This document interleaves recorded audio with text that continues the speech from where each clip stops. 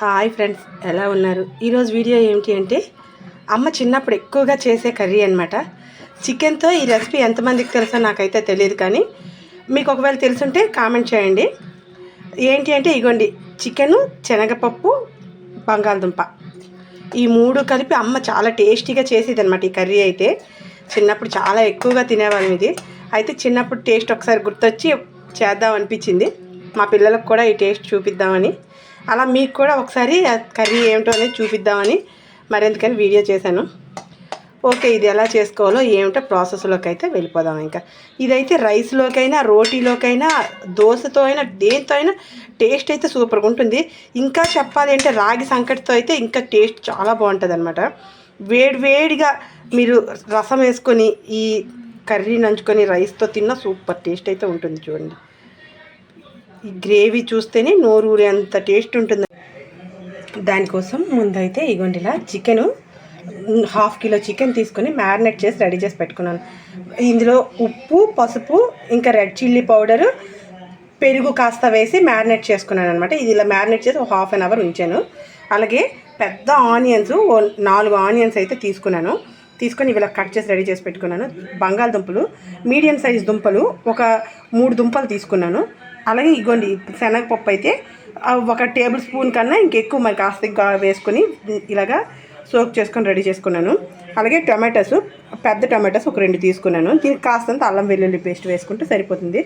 అయితే ఇప్పుడు ముందైతే మనం కడాయి పెట్టుకుని ఆయిల్ అయితే వేసుకున్నాను. అయితే ఇది ఎందుకంటే ఇలా ఉంది, ఇప్పుడే పిల్లల కోసంకి జాయింట్లు ఫ్రై చేశాను. ఆ ఫ్రై చేసిన జాయింట్లు ఫ్రైలోనే ఆ ఆయిల్లోనే మరి ఇంకెందుకు ఈ కర్రీ కూడా చేసేద్దామని చెప్పేసి అందులోనే వేసేస్తున్నాను అనమాట. అయితే ఇది 1.5 టేబుల్ స్పూన్ ఆయిల్, దానిలో ఇగోండిలా ఆనియన్స్ అయితే వేసేసాను. ఆనియన్స్ కాస్త ఫ్రై అయ్యింది కదా, ఇప్పుడైతే ఇంకా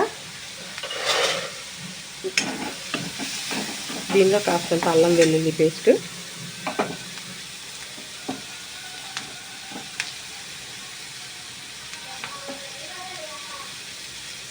అలానే టేస్ట్కి తగ్గ సాల్ట్. మనం ఆల్రెడీ చికెన్లో వేసాం కాబట్టి ఆనియన్స్కి మిగతా వాటికి సరిపోయినంతే సాల్ట్ అనేది వేసుకోవాలి. ఎక్కువ వేసేసాము అంటే మనకి ఇంకా ఎక్కువైపోతుంది కదా. ఇప్పుడు ఇంకా ఈ పొటాటోస్ కూడా ఇందులో వేసేద్దాం. అది ఇది కలిపి ఫ్రై అవుతుంది కదా పూర్తిగాని.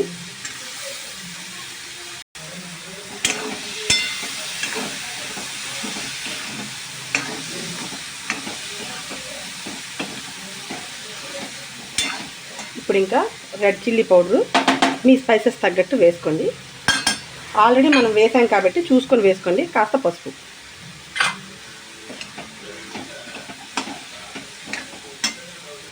పొటాటోస్ కాస్త ఫ్రై అయింది కదా, ఇప్పుడు చికెన్ కూడా వేసేద్దాం. వేసేసి మనం మూత పెట్టి కాసేపు ఉంచుకున్నామంటే దాన్ని మట్టుకు అది అలా ఫ్రై అవుతుంది కదా. ఫ్రై అయ్యిందంటే అప్పుడు చూద్దాం. ఇప్పుడు చూడండి, మొత్తం బాగా ఫ్రై అయింది కదా. ఒక్కసారి కలుపుకొని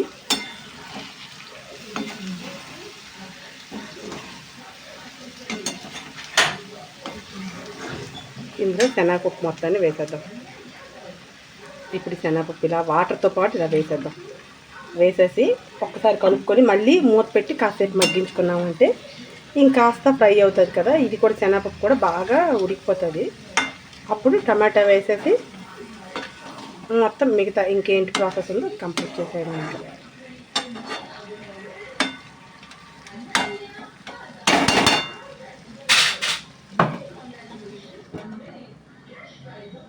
ఇప్పుడు ఇంకా మూత తీసి చూద్దాం. చూడండి, ఇంచుమించు ఆల్మోస్ట్ కంప్లీట్ అయిపోయినట్టే కదా. ఆయిల్ మొత్తం గ్రేవీ ఇది ఇంకా సపరేట్ అయిపోయింది కదా. ఈ స్టేజ్లో ఉండగా టమాటాలు అయితే వేసేద్దాం. ఇంకా టమాటా వేసాక ఇంకా కాసేపు ఇలా మగ్గనిచ్చేసి కాస్త వాటర్ వేసేసి దింపేయడం. ఇంకా కర్రీ కంప్లీట్ అయిపోయినట్టే. మనకు టమాటా ఫ్రై అయిపోయిందంటే సరిపోతుంది. ఇంకా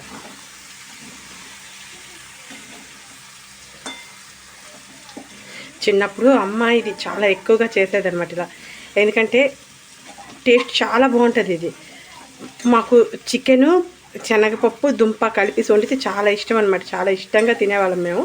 సో అది ఒక్కసారి గుర్తొచ్చింది, చేద్దాం అనిపించింది. అందుకని చెప్పేసి మరెందుకు ఒకసారి నేను చేసేటప్పుడు వీడియో కూడా చేసేస్తే అయిపోతుంది కదా అని చెప్పి మాకే కాకుండా మీకు కూడా మా చిన్ననాటి జ్ఞాపకాలు చూపిద్దామని చేశానమాట. ఇంకాసేపు ఇలా మగ్గనిచ్చామంటే వాటర్ వేసేయడం. ఇంకా ఇప్పుడైతే మూత తీసి చూద్దాం. చూడండి, మొత్తం టమాటా కూడా పూర్తిగా ఫ్రై అయిపోయింది కదా. ఇంకైతే వాటర్ వేసేయడమే. ఇప్పుడు మనం ఏ దీంట్లో మ్యారినేట్ చేసి పెట్టుకున్నాం ఆ వాటర్ అందులోనే వేసేసి కాస్తంత వాటర్ అయితే వేసేసాను.